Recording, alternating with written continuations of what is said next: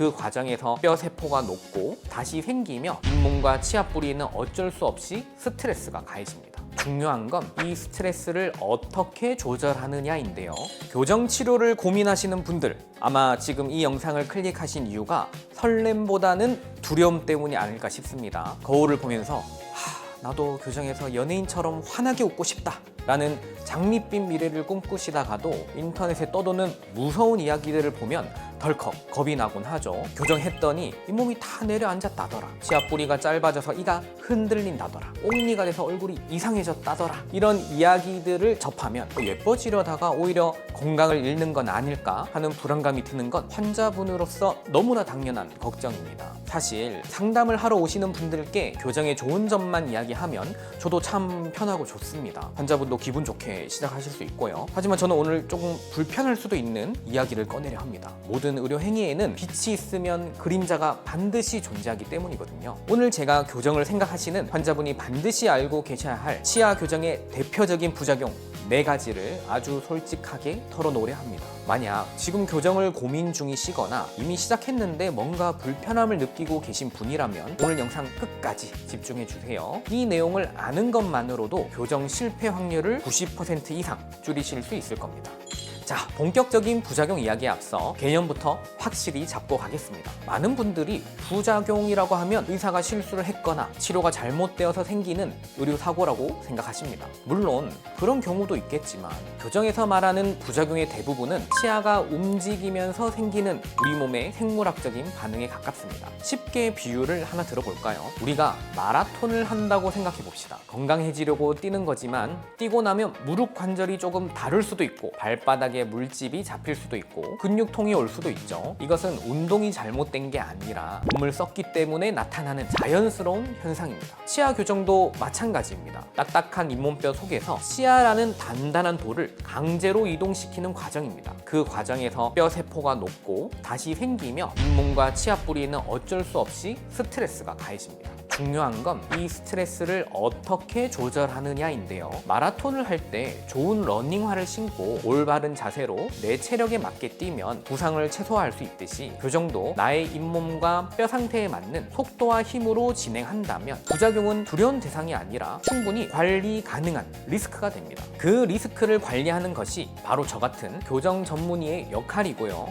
그럼 구체적으로 어떤 리스크들이 있는지 하나씩 살펴보겠습니다. 첫 번째 부작용, 바로 충치와 잇몸병, 치주 질환입니다. 교정하러 갔다가 충치만 얻어왔다는 말이 나오는 이유죠. 교정 장치, 특히 브라켓과 철사를 붙이고 있으면 음식물이 정말 잘 낍니다. 평소처럼 양치질을 하면 50%도 안 닦인다고 보시면 됩니다. 그 상태로 2년이 지나면 어떻게 될까요? 장치를 떼어냈는데 치아 표면에 하얗게 얼룩이 생기는 탈회 현상이 나타나거나 치아 사이사이가 다 썩어버리는 참사가 일어날 수 있습니다. 치아는 가지런해졌는데 그 치아들이 다 썩어 있다면 그건 성공한 교정이라고 할 수 없겠죠. 이건 의사의 실력 문제라기보다 관리 시스템의 문제입니다. 교정 기간 동안 얼마나 집요하게 양치 교육을 시키고 스케일링을 자주 해주는 병원인지를 보셔야 합니다. 두 번째는 성인 교정 환자분들이 가장 스트레스 받아 하시는 블랙 트라이앵글입니다. 치아와 치아 사이에 그리고 잇몸 사이에 까만 삼각형 모양의 빈 공간이 생기는 현상인데요.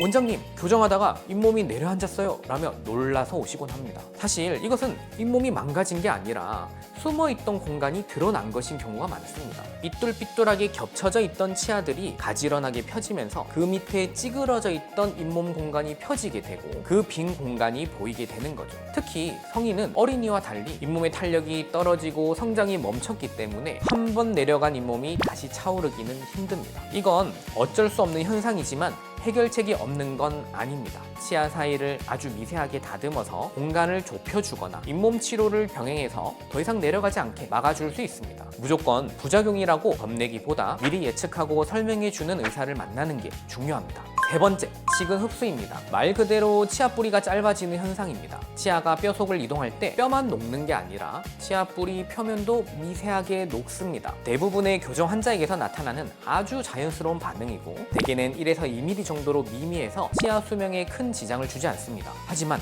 문제는 과도한 힘을 주거나 너무 오랫동안 교정을 할 때 발생합니다. 욕심을 부려서 치아를 너무 빨리 움직이려 하거나 왔다 갔다 하는 불필요한 이동이 많아지면 치아 뿌리가 몸살을 앓다가 확 짧아져 버릴 수 있습니다. 심하면 치아가 흔들리고 빠질 수도 있죠. 이걸 막으려면 어떻게 해야 할까요? 의사가 욕심을 좀 버려야 합니다. 그리고 교정 중간중간에 반드시 엑스레이를 찍어서 뿌리 상태를 체크해야 하고, 뿌리가 좀 힘들어한다 싶으면 잠시 쉬어가거나 힘을 줄여주는 섬세한 완급 조절이 필수적입니다. 마지막 네 번째, 턱관절 장애입니다. 교정 중에 턱에서 소리가 나요, 입 벌리기가 힘들어요 하시는 분들이 계십니다. 교정은 치아의 맞물림을 계속 변화시키는 과정이기 때문에 우리 턱관절과 근육이 바뀐 위치에 적응하느라 일시적으로 스트레스를 받아 뻐근하거나 소리가 날 수 있습니다. 대부분은 적응하면서 사라지지만 만약 원래 턱이 안 좋았던 분들이라면 증상이 심해질 수 있습니다. 그래서 교정 전 상담 때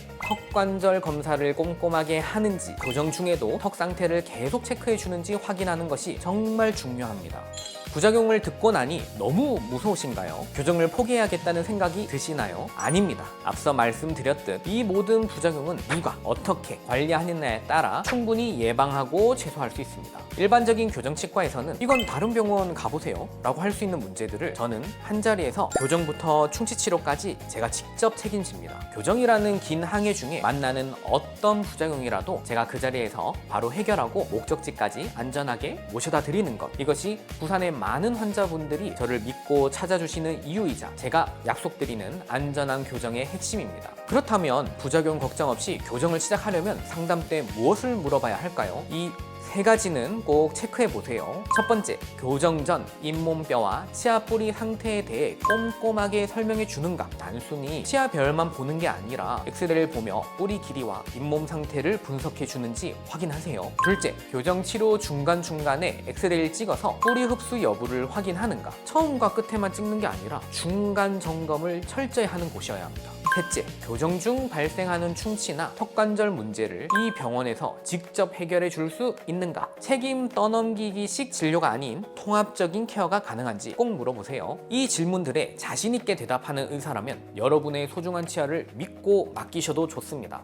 오늘 교정의 어두운 면, 부작용에 대해 솔직하게 말씀드렸는데요. 어떠셨나요? 오히려 더 불안해지셨나요? 아니면 이렇게 대비하면 되겠구나 하고 안심이 되셨나요? 저는 모르는 게 약이 아니라 아는 게 힘이라고 믿는 의사입니다. 환자분이 부작용의 가능성을 알고 계셔야 양치질도 더 열심히 하시고 병원에도 제때 오시고 저와 함께 한 팀이 되어 건강하게 치료를 마칠 수 있습니다. 교정, 분명 쉽지 않은 과정이고 리스크도 있습니다. 하지만 좋은 의사를 만나 꼼꼼하게 관리받는다면 그 어떤 치료보다 여러분의 인생을 긍정적으로 바꿔줄 최고의 선물이 될 것이라고 자신 있게 얘기할 수 있습니다. 제가 그렇게 교정해서 인생이 바뀌었거든요. 교정을 통해 제 인생이 바뀐 것처럼 다음은 여러분의 인생을 변화시켜 드리겠습니다. 지금까지 부산교정 이원준 원장이었습니다.